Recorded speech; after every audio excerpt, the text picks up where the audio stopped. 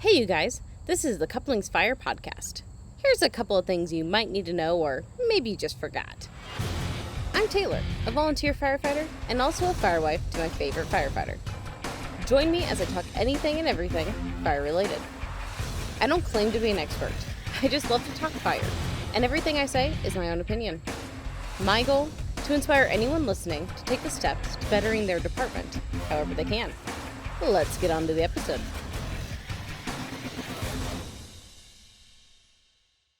All right, everybody, welcome back to another episode of the Couplings Fire podcast. I'm really excited for this episode I'm bringing you today. This has been a topic I've wanted to do for a while, but I haven't been able to find the right person until I actually sat down and started thinking about it.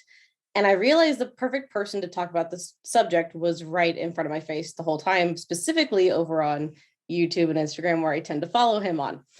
So I'd like to introduce my guest for today. We have Richard Zuniga, and I'm going to let him Zuni, go ahead and tell everybody a little bit about yourself in case they don't know who you are. So, yeah, my last name is Zuniga, and I believe it's of Spanish origin because you're either from England or Spain back in the days. But people like to call me Zuni for short because they don't know how to pronounce the last name. So I'm more known as Zuni. So I've created this online persona to match that single name identifier, kind of like Prince or Madonna. And I think it's easier to remember. And it's just more harkens to my pop culture nature. But I'll be 40 this year. I've been next year will be 20 years practicing EMS in Los Angeles County. Let's see, EMT for 7 years, paramedic since 2009, firefighter since 2011. I do work for the Los Angeles County Fire Department, and I don't know if you do disclaimers or any of that junk, but the opinions and statements of the following guests are not reflective of the Los Angeles County Fire Department or any fire department for that matter, and are that of his and his own accord. That was unofficial off the cuff. But I have 2 kids, 9 and 6 years old. I also have a beautiful, wonderful girlfriend, Marissa, who is very supportive and has my back with anything. She is the queen to my king. I love doing audio visuals. I did that mostly in high school. I have some time in theater also in high school, classically trained. I just had a bug for performing, doing voices, telling jokes. I did do stand-up for a little while, but we have to keep our feet on the ground, right? So I got a common blue-collar job as a firefighter, and I'm very proud of that, and that's what pays the bills. By day, fireman. By night, podcast host and YouTuber, and now currently TikToker, apparently. So and that seems to be going well for you too. That is going extremely well, and I'm focusing more on that if you haven't noticed. Mm-hmm. But the fun thing about TikTok is it's different than other social media, and I'm sure we'll get into this more later, but it's very different in social media that you don't really know the people that are following you or that you're following. You don't know them. You're just there to watch them perform and support them, which is cool. I love that, because having people that know me in real life and also see my performance side creeps me out a little bit. So on TikTok, I get to live out my Final Fantasy, Legend of Zelda cosplay nerd side without people really knowing who I am. So they, it's more fun for me. Mm-hmm. Oh, there's sometimes when I'm having conversations in the fire service with other people and things like that, I have very much that nerdy, geeky side as well. And it confuses people, and they're like, whoa, it's a little bit too much, Taylor, a little bit different. This is not quite the group for that. And it's nice to have somewhere else where you can go and just be free. Exactly. Sometimes. Especially as a creative, we got to be free to create without any, the fire department is such a stark difference from the creative world. And it's nice to be able to detach from that and have something else to express freely, because being under the thumb of the fire department all the time does not allow creatives to flourish. I'll tell you that. I get that very much so. So no, I was extremely excited when you agreed to come on the podcast. First of all, I've been watching you for over a year long.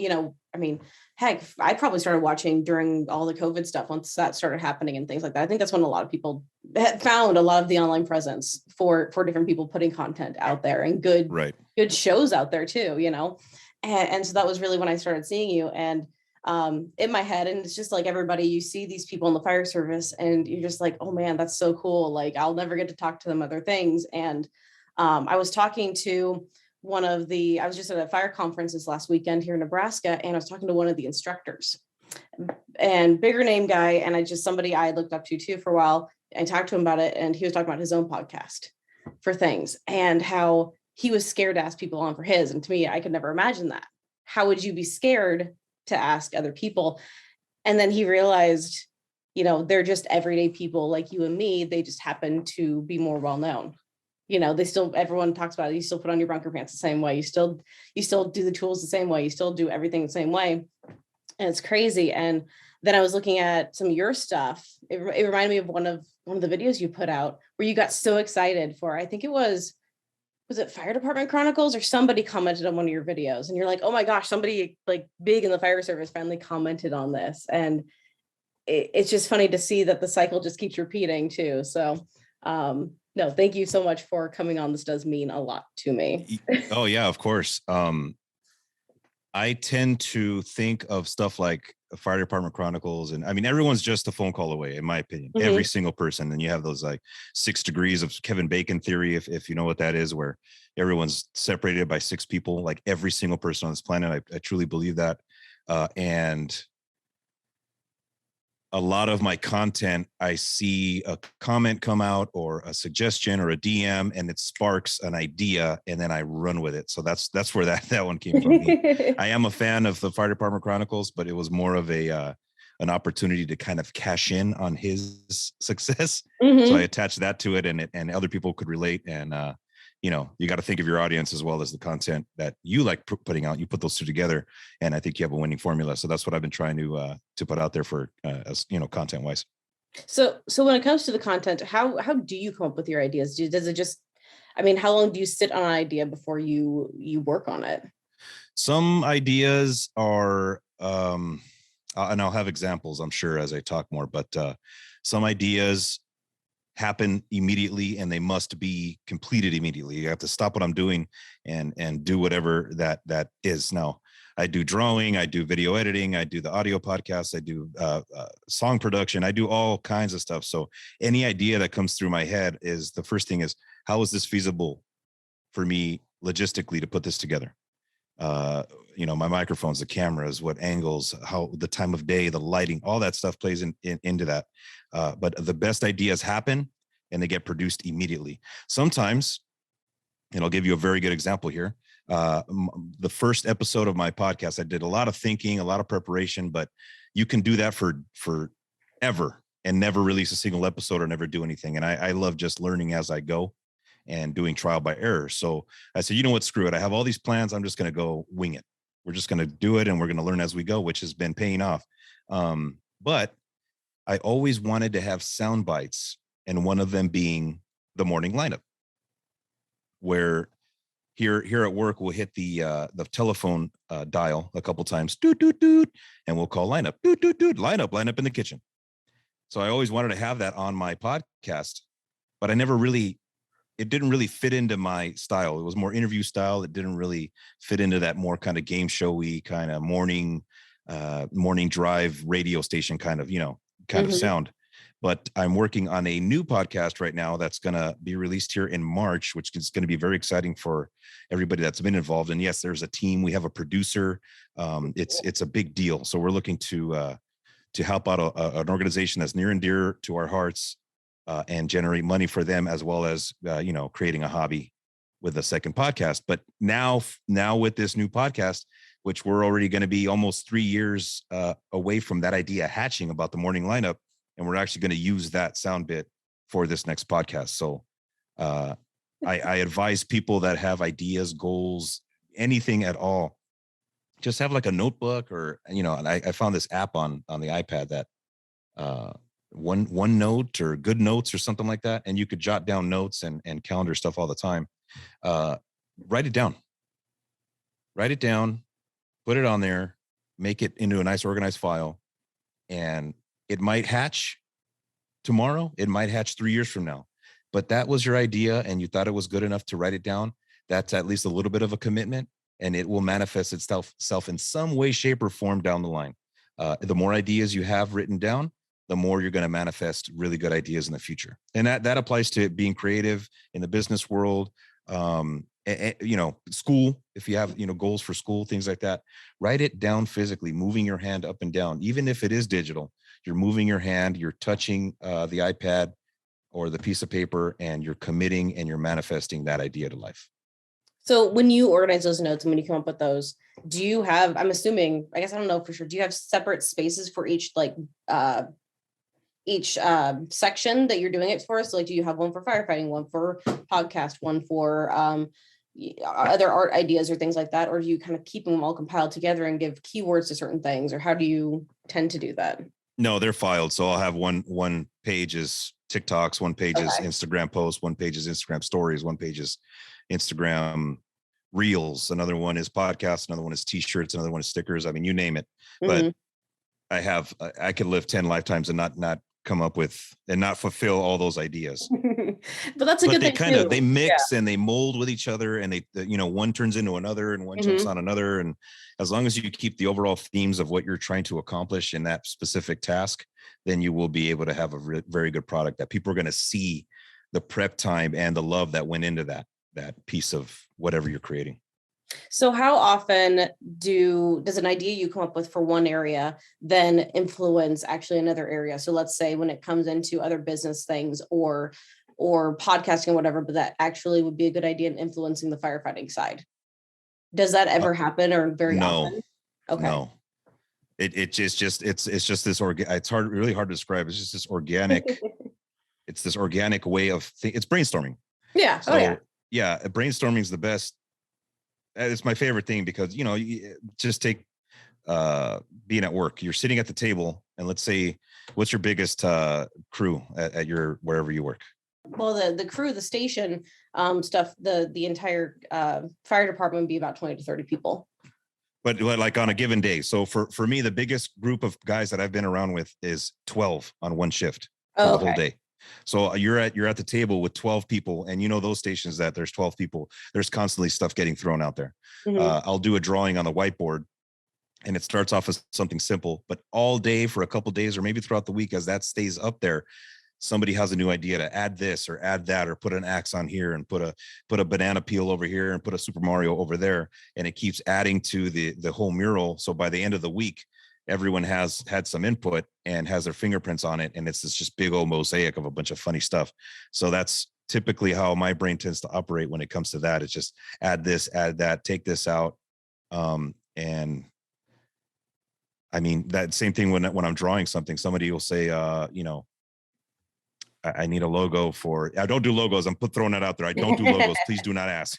It's a pain in the butt. But if someone says, hey, I need a logo of, I want it Irish themed and I want it Notre Dame themed. And as I'm drawing it, that's all I have to go off of. I have to come up with colors and placement and things moving around within the design. But I have to actively be thinking throughout that process as well. So everything is always, you have a planning phase, you have a doing phase, you have a communication with the client. There's so many different factors that you have to, ebb and flow through to get a creative project finished. And for non-creatives, what I'm saying, you guys are probably tuning off already. And non-creatives just don't understand that. So it's very, very, very difficult to explain the creative process. The best way is to have another creative with you. And when I get together with another person that we're on the same creative vibe, it's we don't stop talking for hours. Oh, I get that. I get that same way. Yep. And a lot of times I'll have to completely put my projects away and stop thinking about it for 24 hours, come back to it and get a nice fresh start. And I see that happening too, just in a lot of different things. I'll see that in still kind of creative, but thinking about podcast episode ideas, put it away for a while, jot the idea down, come back, flesh it out a little bit longer. Still not happy with it. Okay, wait for a while, see what other parts of my life can influence my thoughts or make me start thinking about, oh, this would be a good idea for this, completely unrelated, but so bringing back in the other people who maybe have tuned out from the creative side of things. Not that that's a bad thing. I don't know, whatever. It is in our format in our audience. They can't stand it. Trust me. I throw stuff out there and it gets 0 hits, but I put a picture of an axe and everyone starts losing their minds. Oh, yeah, right. So overall, how did you find your way into the fire service? I know you started with EMS and things, but how did you find your way into that? And did you ever consider a career outside of these fields? Okay, so two-part question. First part is it's been the family business. My uncle is retired. He was a single function medic for Los Angeles City Fire Department. And back in the 80s, they would, or even and before, they would hire you as a paramedic only for the city of Los Angeles. So they hired firemen only and they hired paramedic only. He was single function considered paramedic. And then eventually they kind of indoctrinated those employees into the fire side so that they could be both. And that's what we're currently, the current culture is seeing firefighter paramedics mostly on the West Coast. So he retired about 5 or 6 years ago from LA City. My dad retired from the city of Montebello as a fireman about 5 or 6 years ago. My cousin is with the city of Pasadena. He's a captain. He was just on the news. Hi, William. He was just on the news for saving somebody on his way to a Rams game.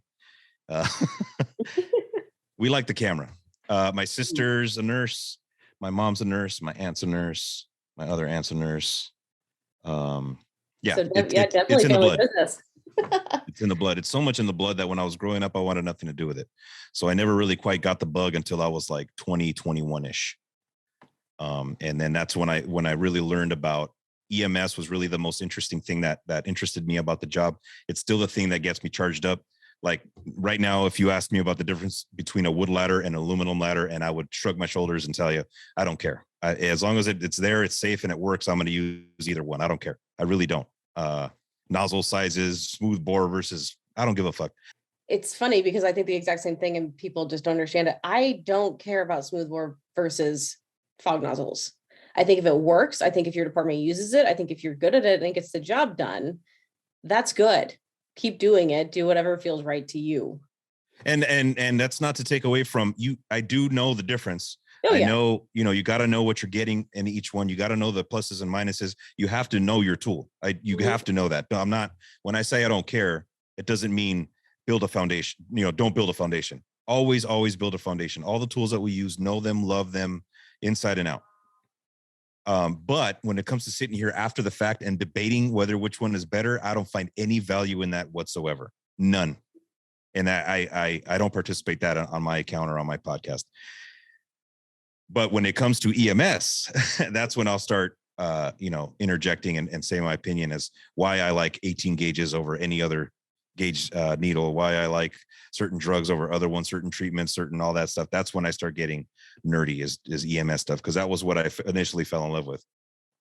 So the fact that I was able to be a fireman on top of that was just an added bonus. Mm-hmm. So I went really hard in all the EMS stuff. And again, it still gets me excited. And if you ever wanted to have a discussion, I would much prefer it to be EMS based versus firefighting stuff, even though I am on the truck now. I don't know if I hear that very often. Most people are, it's fire all the time, everything, those are the discussions they want to have. And so that's very exciting and different that you love the EMS side so much that's what you want to talk about. I do.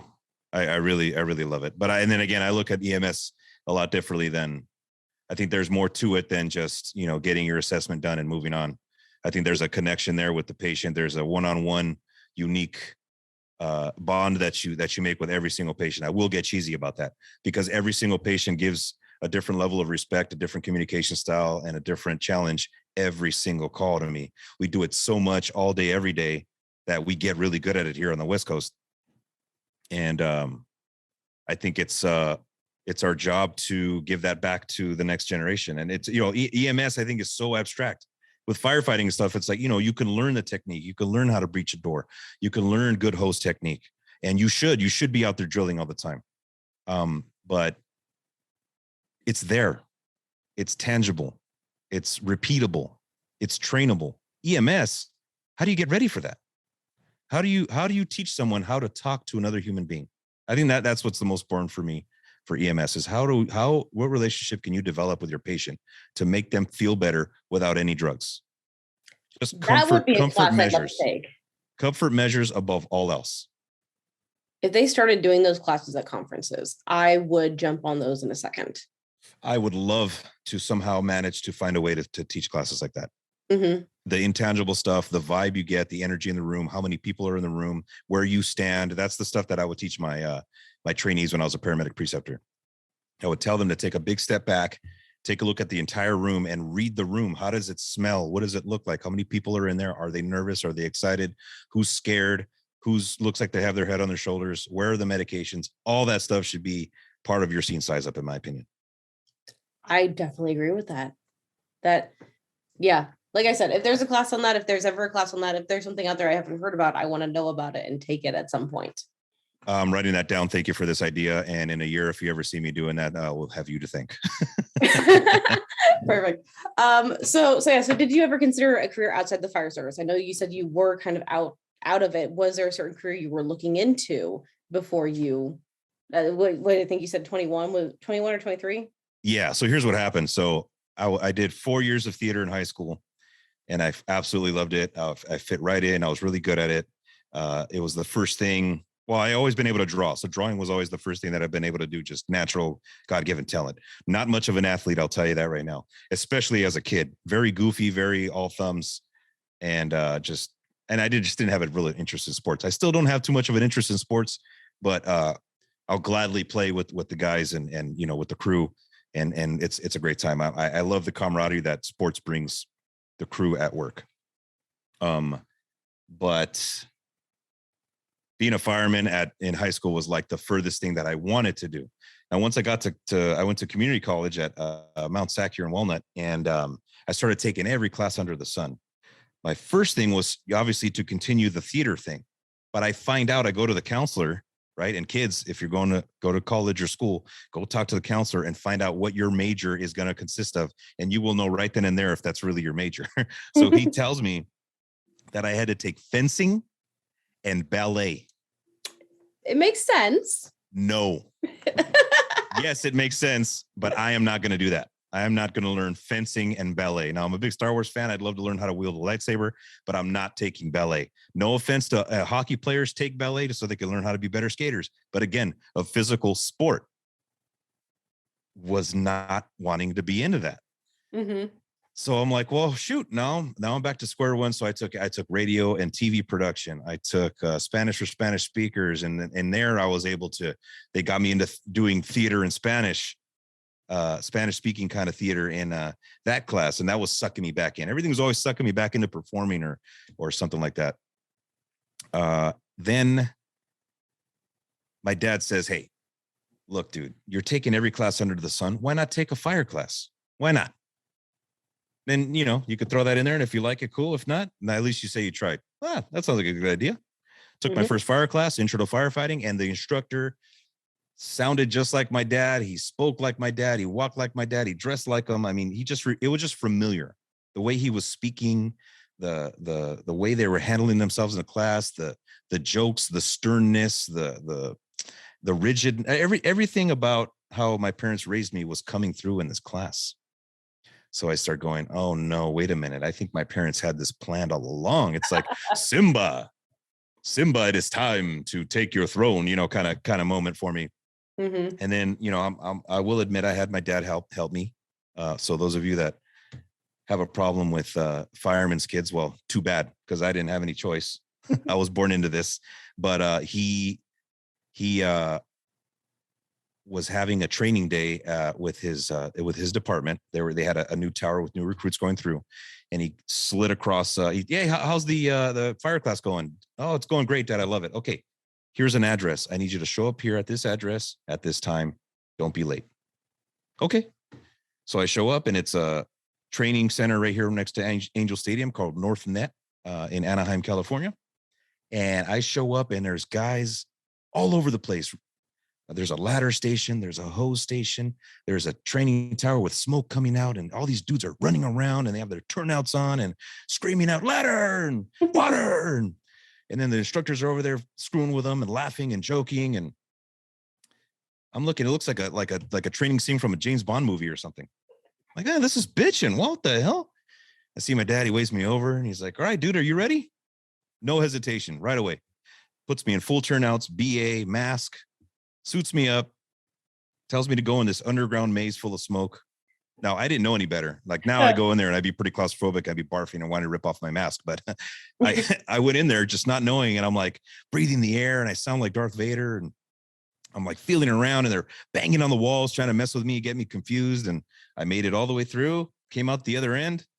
My dad ripped off the mask and I had the biggest smile on my face. And he already knew right there when he saw that. He goes, well, what do you think? And from that point on, it was full steam ahead. And I was like, hey, okay, what do I need to do? And he's like, go back and talk to the counselor again because you have a new path. Mm-hmm. And from that day forward, there was no stopping me. It was 7 years of over 30 departments and interviewing and testing and getting physically fit and losing weight and doing every single thing I could to get this job. And now when I get a little irritated or things get too mundane, I have to go back and think of that. So that's why I love doing these Zooms and I talking to kids at colleges and things like that, because I always bring up the story and it always brings me back and reminds me why I signed up for this job. And at this point, I'd like to thank past me for putting in the work. Thank you, past me. Oh, that's awesome. No, it puts in another perspective, another what's the word I want to use? That's the right word. Well, yeah, but like another, I don't know, I can't think of the exact word I'm trying to look for, but it makes you think during those times in life, during college, stuff like that, that's the time you're supposed to be going out and exploring. You might have something you love all the way when you're growing up, like you said, with theater and stuff like that. And I was that same way with my passions, and I was going a certain way. And then I got introduced to the fire service, very much thrown into it, didn't know what was happening, almost kind of the same way, it seems like. And this is where life has started to take me. It was pure 180, 90 degrees, whatever. Get me off my path, whatever. But if I hadn't have tried it, if someone hadn't suggested it, I would never know I actually loved it so much. And my life would have been fine doing other things, right? It would have been what it is. I would have made the most out of it. But it wouldn't have been the life I have today, what I love so much. You could have tried it and hated it, mm-hmm. But even then you would have known. Exactly. And that's exactly. A good thing. That's a great thing. So even if you try something and hate it, or you try something and you fail, at least now you know. Mm-hmm. And knowing is half the battle. G.I. Joe. Okay, so you have to, and that's what I really preach. You have to put yourself out there. Mm-hmm. And a lot of people say, what the hell does that mean? I get it. I speak in a lot of abstract terms, but put yourself out there, step forward, speak up, ask questions, fill out applications, knock on doors. No one's going to come find you. Nobody's going to come find you. You have to go out there and find whatever it is. And by doing trial and error, you will know. Mm-hmm. It reminds me of Bruce Almighty, him saying yes to every single thing for a while. How many experiences did he get? Granted, just a movie, but still, it's the same thing. You start saying yes more often or trying things out and not letting it hold you back. You can find something that you really care about. Not just a movie. And that's another sidebar is you can find lots of parallels in stories. Mm-hmm. You can find lots of parallels in saying stories and listening to them. And that's why you see pictures or like inspirational quotes of firemen at the table. And they say, listen to the senior guy talking because you might learn some stuff. It's true. Same with movies, same with a campfire, same with anything. The community and speaking as a group brings out a lot of good things. And Bruce Almighty is a fantastic example of a lot of good life lessons that you can take from that. Another Jim Carrey movie is Yes Man, where it takes that concept. Oh, actually, I think that's the one I meant. It was Yes Man. Well, no, in Bruce Almighty, he does say yes to everything. He's at the computer and he's saying yes, yes, yes, yes, yes, yes, yes. But there's consequences to that. So in Bruce Almighty, they're showing a man who's a little reckless how to be responsible. And that's pretty much the overall theme, that the power is always within him and you don't have to be God to have power in life. I think that's the theme of that story. But you have Yes Man, where he's saying yes to everything because he's a man who is lost. He lost his wife, he lost his house, he's getting divorced, blah, blah, blah. So now he has to find himself. So in that movie, he's saying yes.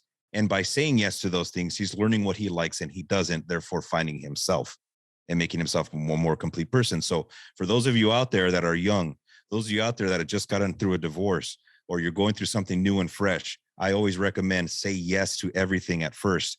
Now that you have the time, so that you find out what you'd like and don't like. Yes, exactly. Huh? Yes. Okay. So that all comes back. Good point. Yep. So I want to talk about very, very briefly. I have about 2 questions for you because I'm very curious.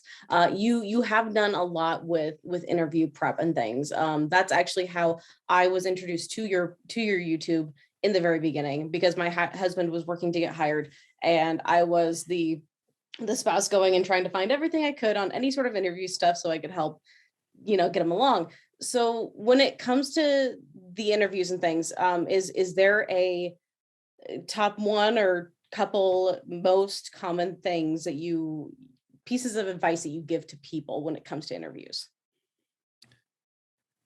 So first of all, to embellish on all these topics, I'm gonna give you the goods right now. But for further clarification, head to YouTube and search Zuniverse TV. This is I took off all ads. There's no ads anymore. So this is free. I'm not getting a single penny. I'm not getting a single dot, nothing for this. It's there, it's out there. These videos exist for those to use them wisely. That's it. So if you want further clarification, watch those videos. And if you have even further clarification, hit me up on Instagram at Zuniversal_studios. Again, I'm not in that to be making money. That's a way for you to direct message me and get further clarification on the topics that I'm about to cover. Clear as mud? Perfect. So now, with that disclaimer, 3 things you need to do on every single question. Every single question. 3 things. 1 is answer the question. I know it sounds very obvious, but answer the question verbatim. Answer the question like a textbook. Answer the question like Webster's dictionary. Okay, it's that robotic sentence. It's one sentence that everyone is going to say, but answers the question. For example, give us a time you witnessed somebody doing something dishonest at work. And what did you do about it? So the first part of that answer is the dry 1 sentence intro, which is very dry. It's very textbook. I would like to tell you about a time when I was working at a pizza place and underage employees were sneaking beer in the back during closing. 1 sentence, very dry, very little details, but it's an intro and it sets up what I'm going to talk about further. Too many people just say that. They only say that. Tell us about a time when you had to, when you witnessed something dishonest at work, and what did you do about it? I was working at a pizza place and I saw people drinking and I stepped in and I told them to stop and they stopped. That's 90% of interviewers or interviewees. I don't know how that works, but people that are trying to get the job, they'll stop there. Usually men. So women typically have an easier time speaking. It's just a fact. They do way better on interviews. Men, it's like pulling teeth to get us to speak. Okay. And this is, over the course of seeing all these play out over the years. Mm-hmm. So, number 1, answer the question. Number 2, tell the specific story. So this is the main body of your answer. Tell that specific story. Take the panel there, grab their hand metaphorically and take them on the journey with that story. I was 18 years old. I was in high school. Super immature. It was my first job. I was still kind of learning things, but I believe my parents raised me right, and they raised me with a lot of core values. And one of them was always pretend that a camera's on. Now, this was previous to the time when we had cameras on our phones, but my mom would always say, always act in private as if a camera is on you, like somebody's going to find out. I like that. So when that was going down, hey, Rich, come on, come. It's just a couple beers and no one's going to know. We're closing. No one else is here. It's just us. Let's have some beers. Well, we're underage. We're stealing. We're lying. I mean, we're doing all kinds of stuff that's affecting the core values that my parents instilled in me. So my little Jiminy Cricket popped up and it was like, no. So I told them I wasn't comfortable. They weren't stopping and I was outnumbered. So I'm not going to stop 8 people versus 1. I did all of my duties and I got the heck out of there. Mm-hmm. The next chance I got when I saw the bosses, I let them know what happened. hey, you might be hearing some things that people might have been drinking, and I might have been there, but I wanted, put it out there that this is going down, and I want to report it first before you come finding me, because that's bad, right? So it turns out that the owners were across the street. They were looking the whole time, and they saw the conversation that we had. They saw me move a lot quicker, and they saw me bail, and they saw me not drinking a single beer. All those other 8 employees got fired. So the moral of the story, always pretend a camera's on you. Great segue into telling you, fire department that wants to hire me, that this is a problem. This is going on right now. We are on scene and people are filming us. That's okay. They do have the right to do that. But as long as we do our job accordingly and stick to the core values of the fire department that I'd like to be hired with, then we could always do a good job, because we'd be consistent, safe, and competent. Now, I just cheated and gave you the third thing. So the first thing is you're going to answer the question dry, give the dry definition. Second is you're going to tell the story, where you were, who you were with, the time of day, with the smells, the sights, the sounds, your feelings. How did you feel? Were you nervous? Were you uncomfortable? Were you proud? Were you a leader? The last thing is you're going to relate it to the fire department, relate it to the fire service. And I related it to the fire service, if you remember on this last one, when I said, this brings us to today, where people have cameras on their phones and people are always recording. So thank you, Mom, for teaching me to always pretend that a camera's on us, because now it's true. And that's okay. So if we're always used to it, and we practiced in our heads, and we made that a reality in our heads, when it's physically a reality, we perform a lot better. You do those 3 things on every single question.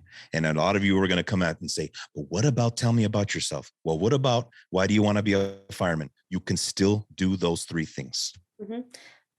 Definitely. And it is not my job. It's your job to fill those three things in with your unique story, because every person on this planet has that unique story. I can't tell you what to say. You have to come up with that on your own. And a lot of people come to me, and I can tell from a mile away when you just want the answer. And that's not how I work. You have to earn something. And the panel will know. The panel will know if you're reading a script that I give you versus something that comes from your heart.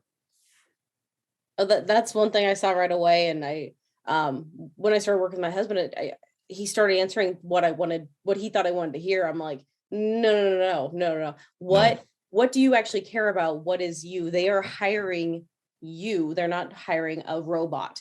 So it's okay if your answers don't match every other firefighter who comes in there for a job. That's okay. Figure out why you actually want to be there, your core values for it, have every answer envelop that, tell a story with it. And it's not going to sound boring. So it's not like you're going to keep to the exact same formula. It's going to sound the exact same. You're going to figure out, even with keeping to the formula or whatever with it, it's how you're going to naturally have a conversation with somebody. It's not that far-fetched, and it's not going to sound robotic once you start practicing it. So. Yeah. And that's my advice, as you said, don't worry about not sounding like everyone else. You don't want to sound like everybody else. You don't. Because again, let's say they have 10. So my dad would complain about this all the time. He was all about, he would do the same thing. He would prep guys for interview, but just, he would do it on a local level, because just all this technology didn't exist. So I'm doing the same thing as he is, reaching more people, only because the technology is here. I'm just taking his teachings a step further. But he'd come home and he'd say, man, we had 10 guys we had an interview today, and 9 of them sucked. 9 of them all sounded exactly alike. The one guy that passed today was the one that sounded different.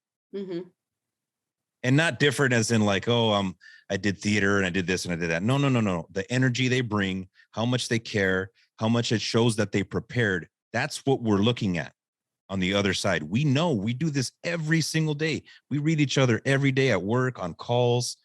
That's all we do. We learn how, as firefighters, we learn, especially EMS too, we learn how to read people so well. You cannot fake us out, period. So, and we hear, okay, I want to be a fireman because when I was 5, the big red truck. We hear that all the time. That's great. But we want to see, is his eyes lighting up, or hers? Are their eyes lighting up? Do they have, what's their body language? How do they walk in there? Are they making eye contact? Are they sweating? All that stuff is what we're really looking at. The intangible things is what counts. And that's not saying don't be nervous, because I'm sure everyone expects you to be somewhat nervous for it, but don't let that overtake the rest of what you've been practicing for, what you've been getting ready for with it. And that's one thing. That's why you practice, why do you want to be a firefighter, or tell me about yourself? You practice that over and over and over and over again to make sure you have it down. It might be a little rehearsed, yes, but you get past that first question and you relax so much. The rest of it is just easy at that point, even if you don't know the questions that they're going to come at you with. Rehearsed is great. Mm-hmm. Scripted is not. Mm-hmm. Nervous is great. Scared is not. Nervous is great because nervous means you care. And you should always have a nervous energy to motivate you. The nervous energy is good. That means you care.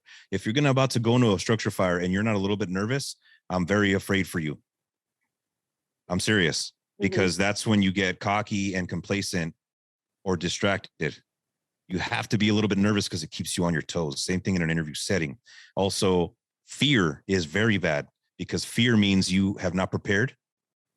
Fear means you are lacking in a way, and you're going to focus more on the fear and the things that you were lacking versus the task at hand. So that's when guys and gals get distracted in an interview, when they're too busy worried about the next question instead of just answering this one. Or the one that just passed, they know they bombed it. Leave it in the past, man. Leave it in the past. Let go of your ego, leave it in the past, and then you can recover on the next question. You can. I've done it. I promise. Exactly. So is there a common mistake that you see a lot of people, other than just kind of with some of those we just talked about? Is there another common mistake that you see a lot of people do in interviews, or a common misconception about fire interviews for new people who come in? It's I know it's hard to kind of no. I just, that's how I think out loud. Go in there like, and I'm saying I'm not a big fan of sports, but I'm going to make a sports analogy. Go in there like it's the big game. Do you know every play that, if let's say football, do you know every play that the other team's going to throw at you? No. Let's take baseball. Do you know every pitch that the pitcher is going to throw at you? Hell no. In baseball with pitching, that is the name of the game, is to confuse the batter. But you're still up there to hit. Okay?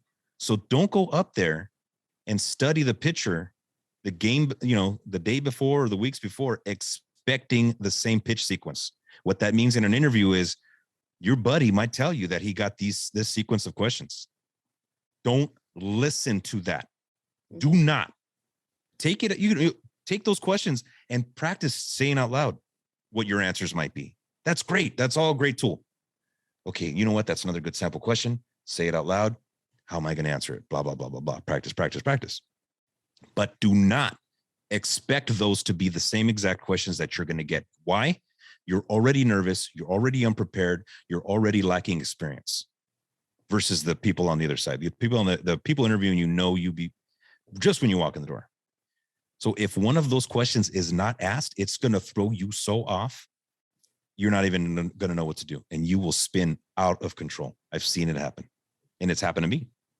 Oh no, they ask a different question and I wasn't prepared for that. Instead of just practicing every question that you can, using the 3-step format, and you can go off at any time about anything. I still use that today on the podcast, at the kitchen table, out with friends. I use that format all the time to be an effective communicator of my ideas. Mm-hmm. That's all you're really learning how to do anyway. So your interview is step one.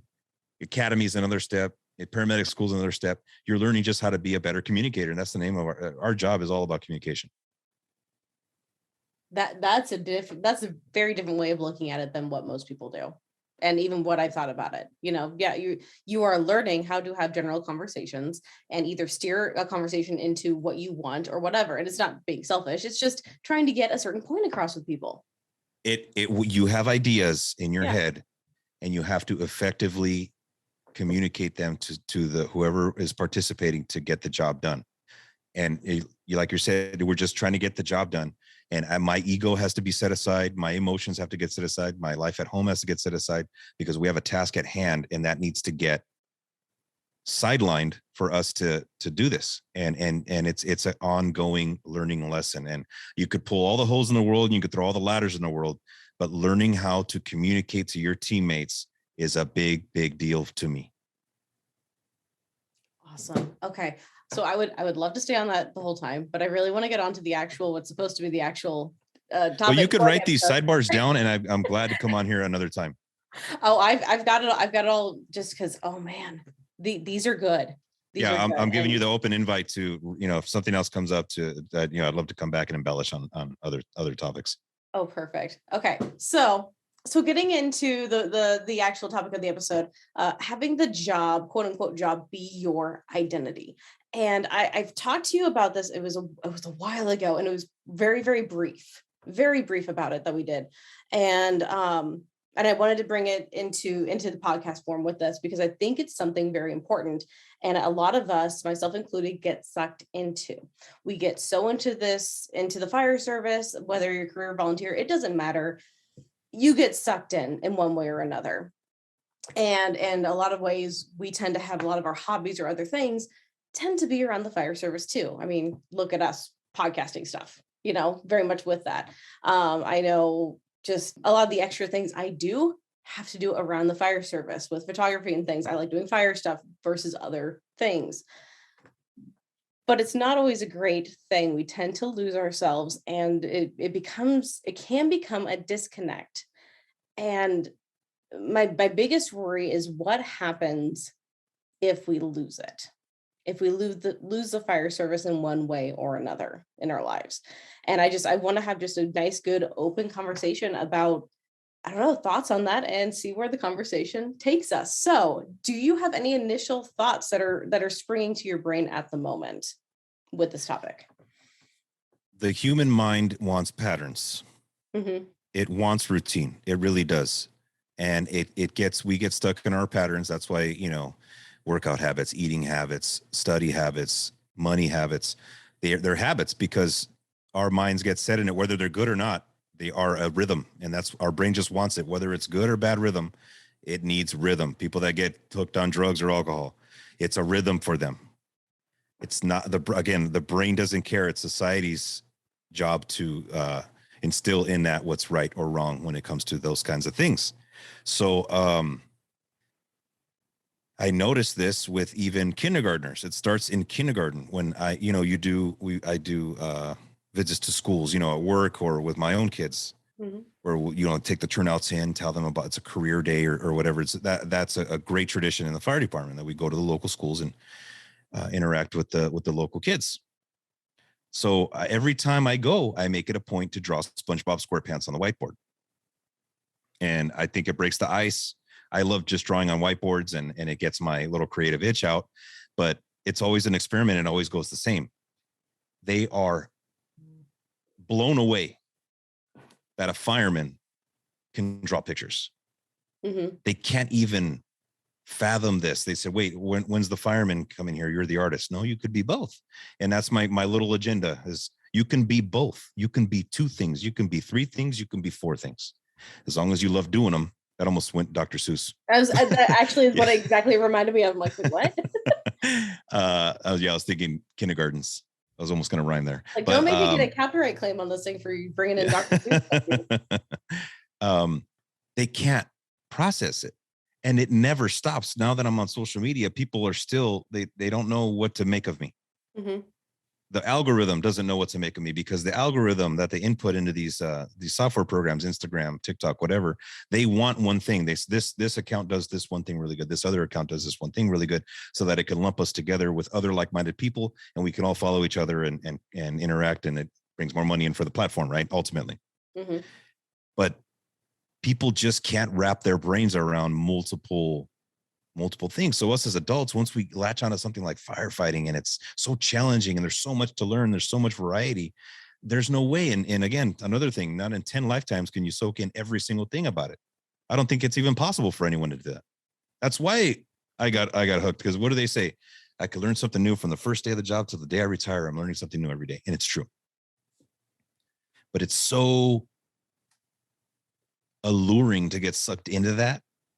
on top of the way the public perceives us and the the reactions that we get at the supermarket and all that superhero stuff, it's easy to get sucked in, and our egos get inflated, and we have to combat that. The only time that I was able to break the cycle, the first time I was able to break the cycle, was when I got divorced.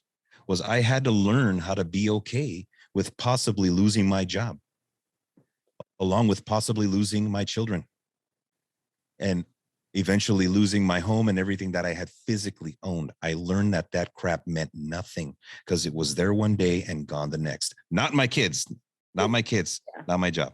All the physical things I owned, properties, cars, were all gone. And I was still the same person. In fact, I felt better.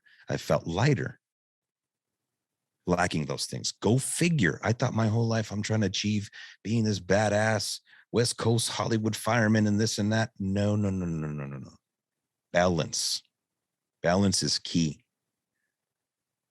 I accepted the fact that I could possibly lose my job. I accepted the fact that I'd never see my kids again. I didn't like it, but I had to accept it. So that when I didn't lose my job and I did not lose my kids, thank God, guess how much more I appreciate those things today. So and it brings me back to that quote, that every man lives two lives, and the second one begins when he realizes he only has one. Okay. And that was I was living one life. I had the rug swept up from under me. And then I realized I'm on my second life right now. You know, like Super Mario. I got my extra life and I'm living it right now. There's not another one. So I live every day to the fullest. I try to maintain balance. And one of those things was, don't let this job be everything. And I fully embraced my creative side. I opened up that Instagram account, and my artistic video creation, podcast, all that stuff is very embraced by the community. And it encouraged me to continue doing that. So I still have my day job that I'm, trying to maintain balance with, as well as those creative endeavors that keep me happy. So with that, when you made that transition, when you started seeing it, when you were going through all of that, was it an easy transition, or how did it look like? Did it take you a little while to get in the groove of it, or? It was hell on earth. Mm-hmm. It was hell on earth. But I've always believed, life is suffering. It just is. And there's sacrifices you have to make. There's mistakes that you're going to make. There's stuff's just going to happen. That's what life is. Life is the stuff that happens in between your plans, right? The famous quote, John Lennon or somebody said that. So it was, are you watching Book of Boba Fett? I have not started yet. Been a little busy, but I will. Well, without giving out any spoilers, again, I'm using movies and TV to give, frame of reference here, but it's parallel. He falls in the Sarlacc pit, and it's very dark, and he's stuck in there. And he has to fight his way out. When he does fight his way out, that's not the end. It's bright. His eyes can't adjust to the light. And, the local indigenous people capture him, enslave him. Later, he finds out, through them and through their clan, he learns traditions, and they teach him the ways, how to fight, how to dress, all that stuff. Very, very, very parallel to when you're going through some dark times. It's very dark physically. The clouds are, I don't know. It's just, everything's just gray. If you want, physical representation, everything's just gray. Everything's heavy. I even looked older 6 years ago than I do today, 6 years later, which is strange, but stress does that to you. It'll suck the skin off of you. But it's very dark, and you will fight your way out. And when you do get out into where you need to be, it's blinding, and you need your community, you need your family, you need people around you championing you to help get you out of that place, to teach you the ways, so that when you are fully awake and you have sight, you can then look for the next person that is crawling out of that hole and help them. And it goes in circles and circles, over and over and over. And when the trainee has become the teacher, that is the ultimate feeling. It's a great feeling. So when you talk about the balance of firefighting, of the job and stuff, with other things, with the rest of your life, what are ways you've worked on, or how do you see that to make it work? Do you have certain things that you do or don't do when you get off the job, or even while you're at work and things for that? It's so true about leaving work at work and home at home. It's very true. But I will give all the credit in the world to my girlfriend, Marissa. I will give all the credit to her because we are constantly talking about life balance, just life balance, not work-life balance, not fire stuff, not home stuff, just life, how we're feeling, how we're doing, what we want to improve on, how the kids are doing, how we're communicating with each other, our relationship, and getting strong in that bond at home has given me so much confidence in dealing with everything on the outside. And it really did, I think if you just start at home and start simple, it really always starts there. If your home life's a wreck, there's no way you're figuring anything else out. Sorry, it's just not going to happen. And, I've done that where my home life was a wreck and I would go to work to escape. It was so bad. That's not good. Take it. It's bad. So, balance at home, it starts there. Finding that balance and finding that center, because that's where you're going to end up. That's where you start the day. That's where you end the day. Right. So once everything got balanced there, everything at work started falling into place naturally. There's stuff I still have to do here at work to be constantly figuring that out. But I think really the key is to be mindful. Be mindful of your surroundings, of yourself, how you're reacting to things, how other people are reacting to you. And what's another good tip too is I call it a purge. I have a really good friend. I don't really hang out with fire department people off the job too much. I just not my thing. But I have one buddy who we're on the same page about everything, and he's a North County, San Diego firefighter. But we go out and we start complaining about our jobs to each other.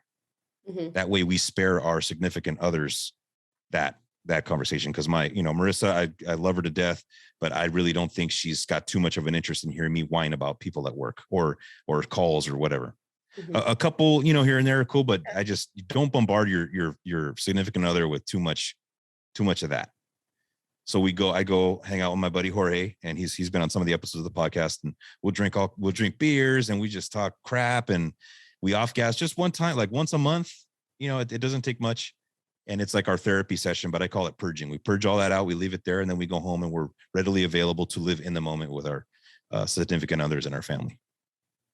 So when you're talking, you're saying a lot of abstracts, and abstracts are great because it can usually reach a lot of different people in different ways. They start thinking about their own lives and how it works.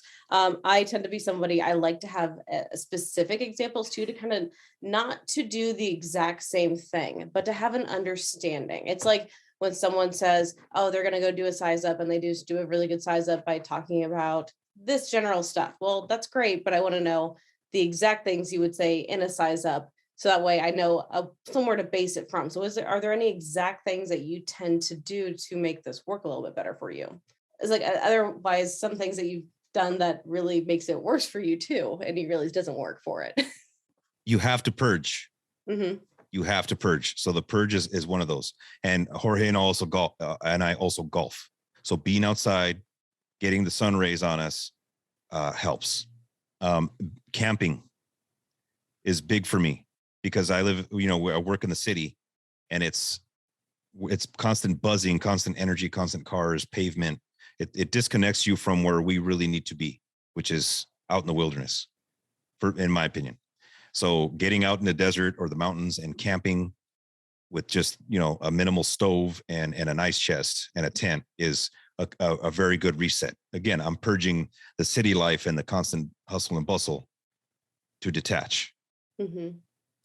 Having hobbies like my artwork is huge for me. And there's artwork that I never post because it's very personal to me, because that's another thing that I get my energy out is with that. Also, a consistent workout and diet plan is huge. Working out is a great purge, at least for me personally, because it gets that bad energy out, gets new ideas in my head. I get the best ideas on the treadmill.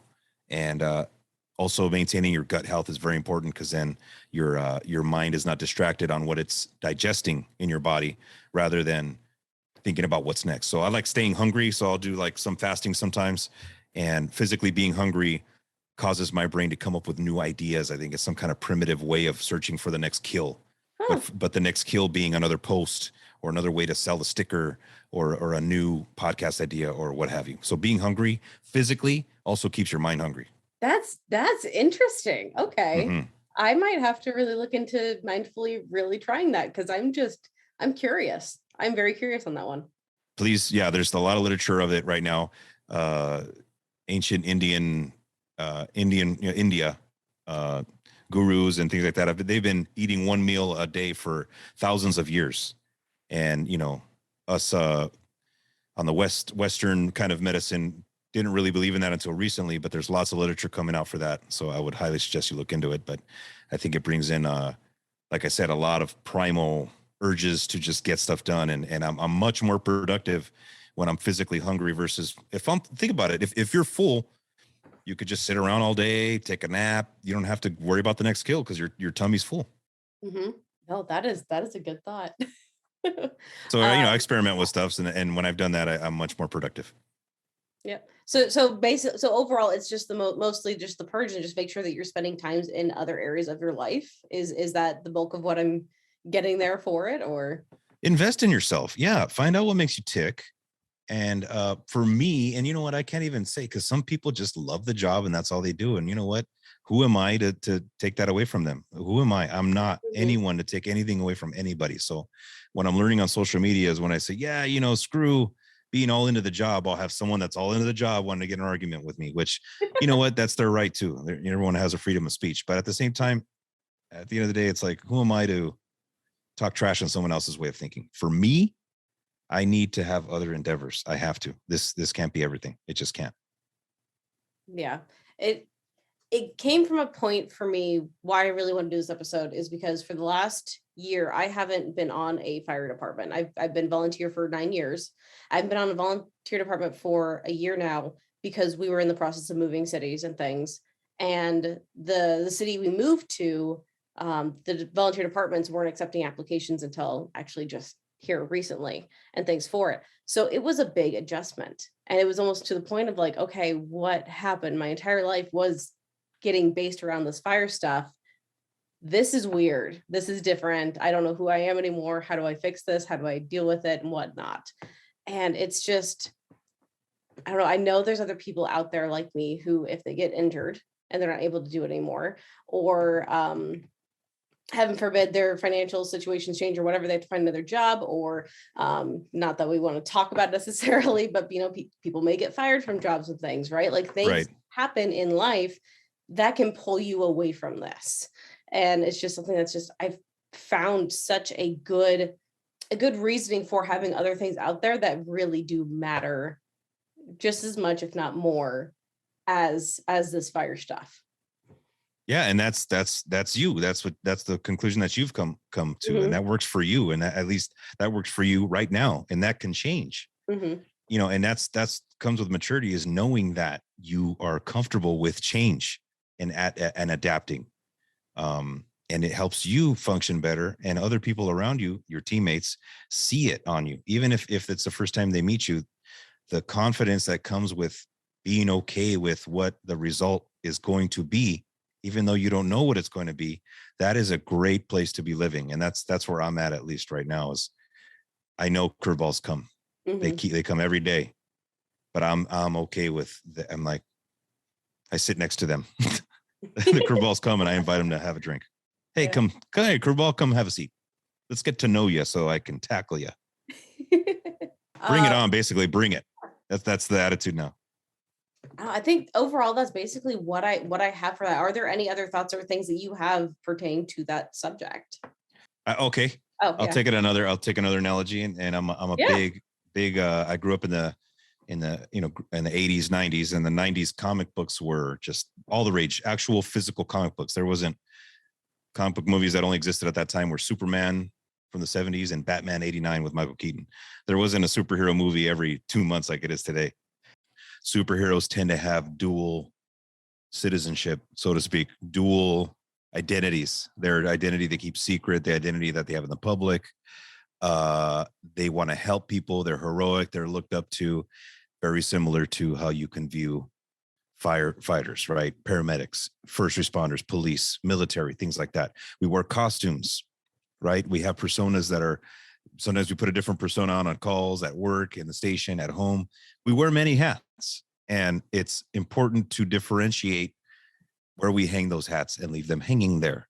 So when we put our helmet back in the closet or wherever we store them after our shift, hang it up there, leave it there. Time to go home. Time to put on dad hat. Time to put on boyfriend hat, husband hat, wife hat, whatever, whatever have you. Coach hat. Those are all different ways about going about things, different ways to talk to people, different ways to communicate, different ways to communicate to yourself. So it's important to know where the lines start and end, and be careful not to blur too much of that. I know I've seen this in myself and my husband stuff.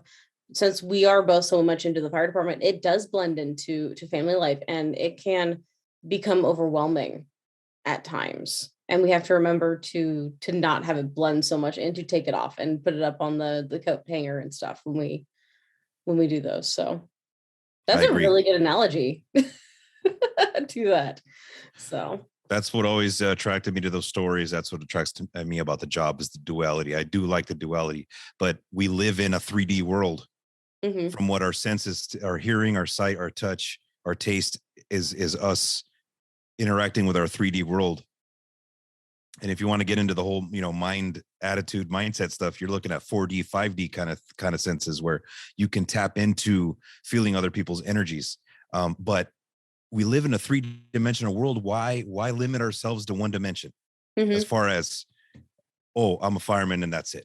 It doesn't end there. There's more to it than that. And as a matter of fact, when I go home or when I identify myself outside the job, I that's the last place I go, is to talk about that. People want to know that aren't firemen. They want to know about the calls and the this and that. I really am not comfortable talking about that outside of work. No, that's good. It's nice to see your perspective on that, and to, I don't know, just get it from somebody else who, I don't know, who has so many other hobbies and other things that they do too. Just to see the way that it looks like it benefits you.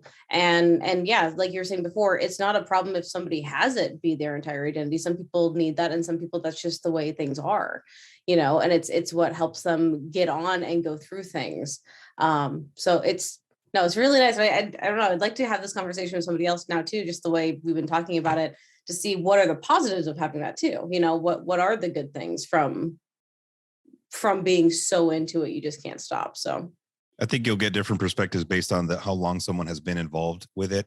Mm-hmm. And the more mature perspective tends to be to have hobbies and disconnect and know how to manage yourself, versus, on the younger end, it's all about, how heavy is that ladder, bro? And how long is it? And what materials it made out of?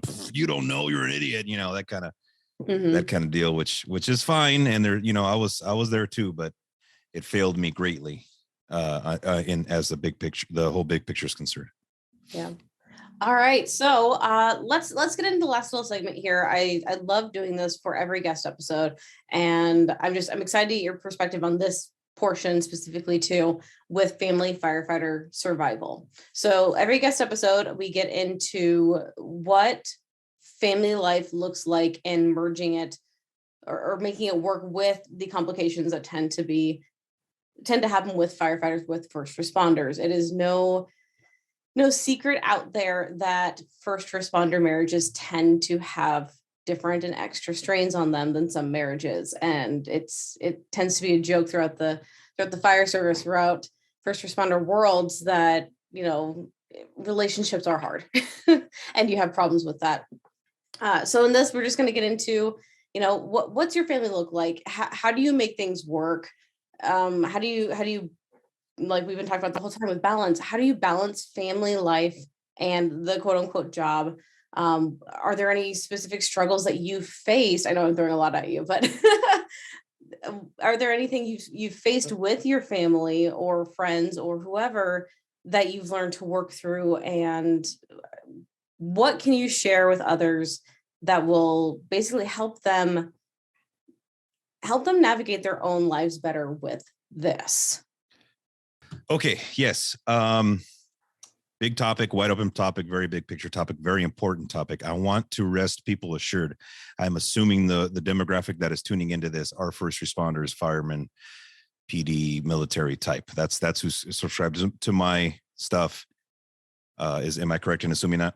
Yes, yes. So let me put you all at ease right now that are listening. You're not special. You're not different. You are the same. Okay. And most of my life has been building the bridge between our similarities versus our differences. And especially right now with certain climates, everyone's focusing on how different we are as a people and human beings, where I think it's important to bridge the gap in more as how we similar, because you will find as you go through life, we are more similar to each other than we are different. And that's with anything, cultures, religions, races, things like that. Now, we tend to put ourselves in a first responder first dimension, right? Where it's like about 3D and 2D and all that stuff. One dimension is your fire career, your EMS, whatever.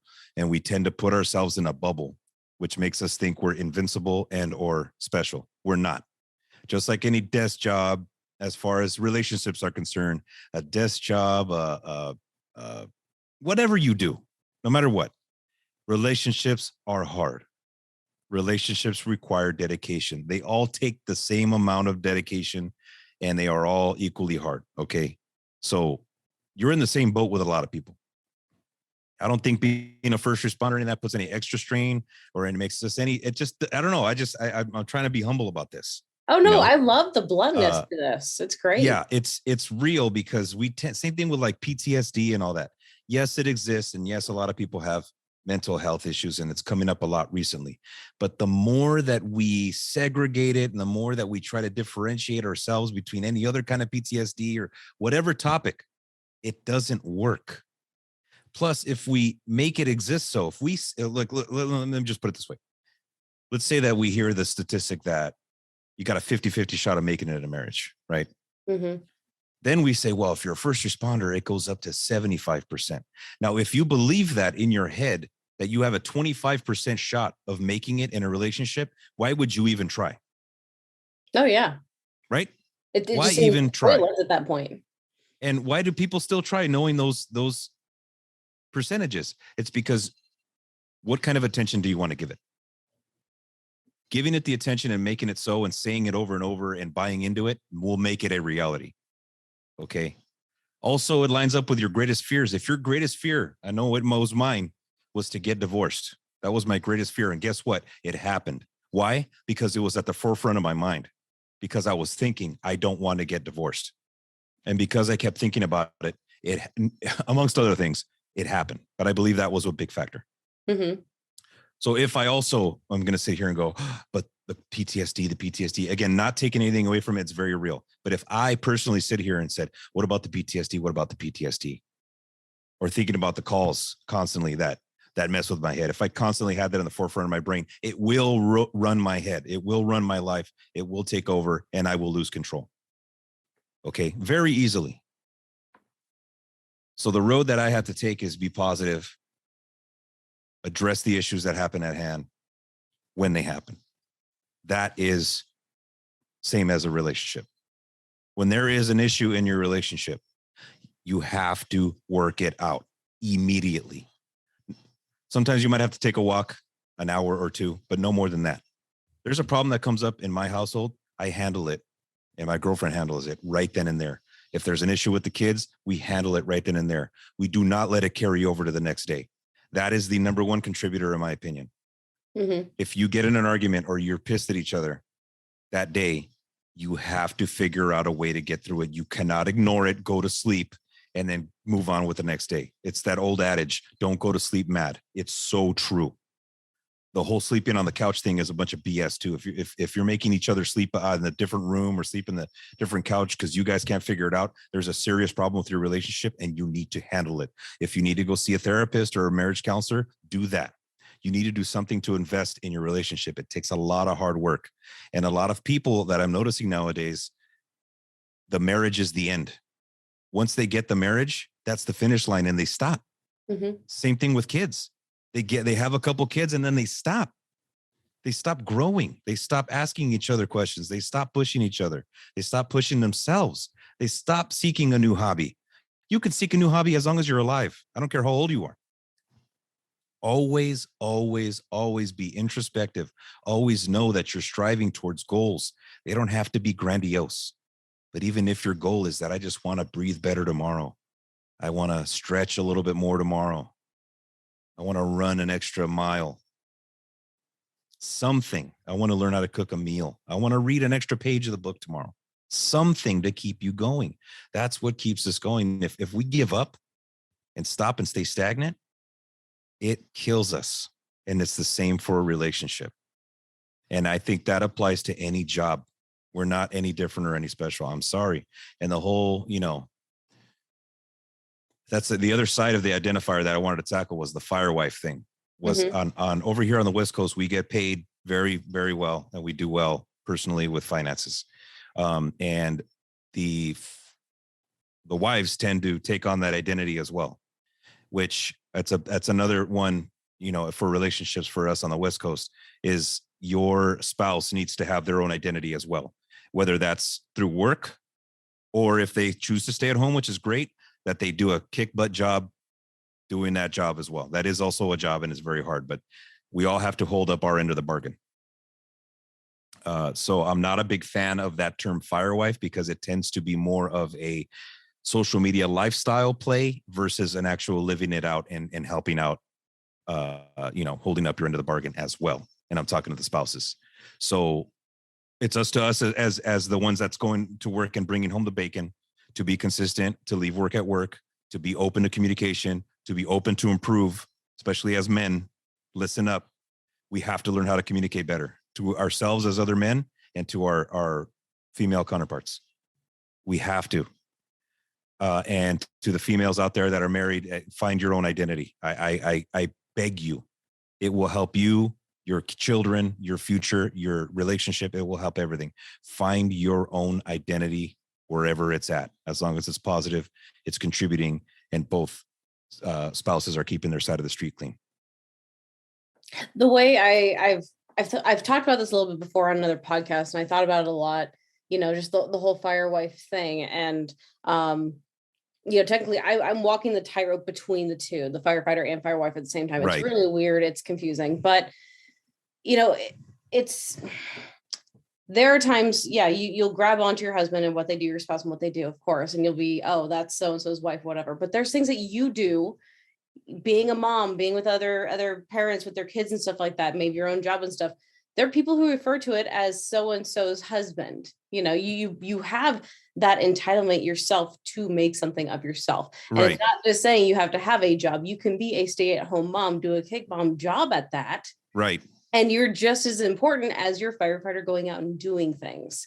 I mean, you can take pride in it, yes, but don't let it become everything and be the most important thing to you. Right. That's either side. Mm-hmm. It'll demolish your relationship either side. You go too much at work, it'll ruin you. You go too much, just you have to hold up your end of the bargain. There's just a lot of people nowadays that want their cake and eat it too. Mm-hmm. And I see a lot of wives that want to stay home and not do a thing. And no one is sitting here being macho and expecting you to bring me a sandwich and all that crap. That's that toxic masculinity stuff that needs to go away. That's bad. Mm-hmm. But if I'm going to work for 4 days and you're going to choose to stay home, something it's just something's got to get done. And it just helps your own mind to have something. You have to have something to be a part of. You have to have a clan. You have to have a group. You have to have a reason to live. You need an identity, and as far as my personal way of going about it, that's the biggest thing. Is my family is set up to where when I go home, it is a sanctuary. And this is actually a reason why I don't do interview guests at my house anymore or at all on my YouTube. That's done because I was having strangers come into my home and it was messing up my sanctuary. Mm-hmm. So that had to go. But I had to learn that as I went. But my family structure is set up to be open for discussion, to communicate, and to solve problems as they happen, not to delay them. Because when you delay them and it bleeds over to the next day, the next day, the next day, that's your first exit into resentment. And resentment leads to a lot of bad things. And it's very hard to get out of that resentment cycle. It just, everything that doesn't get solved gets brought up. And you hear of arguments all the time of people. Why'd you bring that up again? Why you keep bringing up old stuff? Because that stuff is part of inside you that is not healed. That's something, that's a trauma that you've not like trauma, but it's something that it was negative that happened to you that you have not yet solved. So when then that's in a relationship with two people, if you don't do that, it adds up. And you end up resenting each other, and you don't even know. All of a sudden, you're looking at divorce paperwork, and you're like, "How did we get here?" The stuff that I find myself talking about, if I can't stop talking about it to Chris, if I can't stop talking about it to friends, or if I just can't stop writing about it, so that stuff I know I need to figure out. I need to either get a therapist, I either need to actually talk to a certain person about it and actually get it hashed out, because I haven't worked through it at that point. Correct. So, and a message to the men out there: be a leader. Be a leader. I from what I see is in a good, well-running structure, we know our place. Okay, I know where I stand in our relationship. Marissa knows where she stands in the relationship, and I know where I'm strong, and I know where I'm weak, and she picks up the slack, and vice versa. Where she's weak, I'm strong, and I and we talk about that constantly and are always working at finding that balance. But at the end of the day, for me, I'm a type A, and I'm a leadership type, and I'm good at it. We have already established that I get final judgment. But that's after, considering the kids' opinions, Marissa's opinions, and my own. But if we're at that point where it's like, hey, we could go either way on this, I make the final call. But the minute I start slipping, the minute I become unhappy or obsessed with something that's negative, it really distracts from the entire family structure. So to the men out there, whether you like it or not, you are in a very big way a leader. So own that and do it the right way. The important thing is to do it the right way. It's coming off too harsh or too militant or too much. It's overbearing, and you have to know when to dial it back. But at the end of the day, learn how to be a good leader. Listen to people, listen to your family, and lead with love. that is amazing. I don't know if I have anything to add to that. You don't have to. That's okay. That was a lot of good information all in one spot. It's fantastic. Thank you. It's true though, but I can only say that because I lost my way in my previous marriage, and I know it started and ended with me. And that's the responsibility that I'll take in that. And that's as much as detail that I will go into that, because I don't want to speak negatively about people.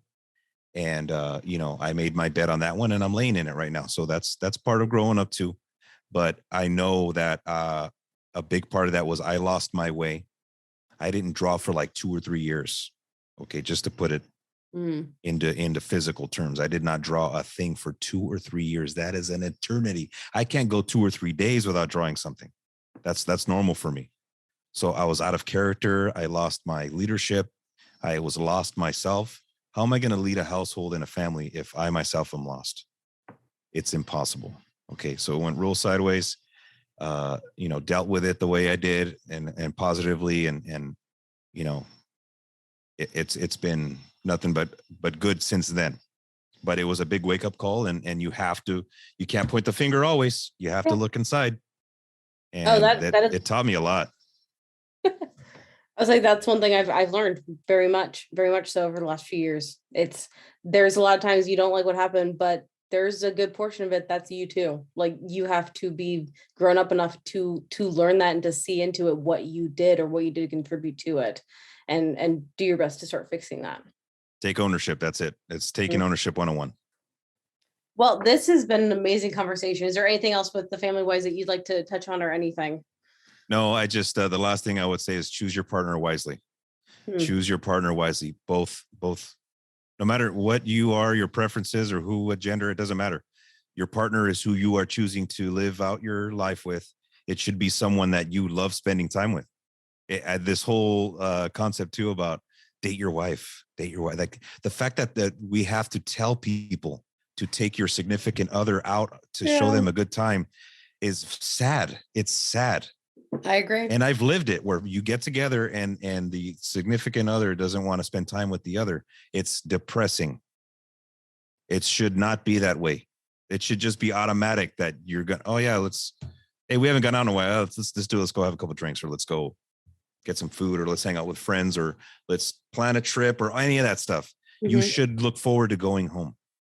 Nothing should be an escape. When you're escaping something is bad. And that even with alcohol, you're escaping something if you're using it the wrong way. Any kind of coffee can do that. Instagram, social media can be an escape for people. Just watch it. But, take ownership, love yourself, and men, be freaking leaders, dude, but do it the right way, man. Don't get that ego broken, break that ego in half, find a way. There's ways. Jiu-jitsu is good for breaking your ego. Little stuff like that. I've heard a lot of people love jiu-jitsu because it humbles you. Yeah. But break that ego, boys. You have to break that ego down, start communicating, and lead from the front, dude, because everyone's watching us. All right. Oh, this has been a great talk. Thank you so much for coming on. Do you have anything you want to talk about? Anything you'd like to plug in here really quick? The YouTube is Zuniversal Studios. I'm sorry, Zuniverse TV. Zuniverse TV. ZUNIVERSE TV. The Instagram is Zuniversal_Studios. Zuniversal_Studios. The TikTok is Brombero, BRAUMBERO. Email me at talkinoutofmystache@gmail.com if you have any questions. I'm starting to go live a lot more on Instagram and YouTube, and I'm answering your questions live then and there. So if you have interview issues or questions or want to get better at that, tune into that. The podcast is on Apple Podcast, Spotify, Google, all the major ones. That's called Talkin Outta My Stache. I think that's about it. All right. No, especially I love tuning into the morning drive. That's a good one. It's a nice way for me to, for me, it's kind of almost like mid-morning over here in the middle of the country, but it's still really nice, and kind of figure out what other people's questions are and just kind of get a good start to the rest of my day. So I really enjoy those. So, I appreciate that. Otherwise, it's been really, really good having you on, Zuni. And likewise. I will definitely have to be asking you to come on at some point, especially to go into some more interview stuff or whatever, because we were starting to go off there in a good place, but we'll have to set up another date again. So yeah, let me know. I'd be glad to come on anytime. Just let me know and we'll schedule it. Perfect. All right, everybody. Thank you so much for listening. And I will catch you next week on the next episode of the Couplings Fire podcast. See you, everybody.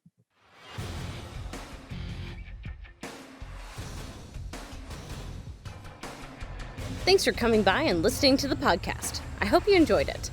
Be sure to leave a rating and review wherever you're listening. Follow us on Facebook and Instagram at Couplings Fire Podcast. See you next time, everybody.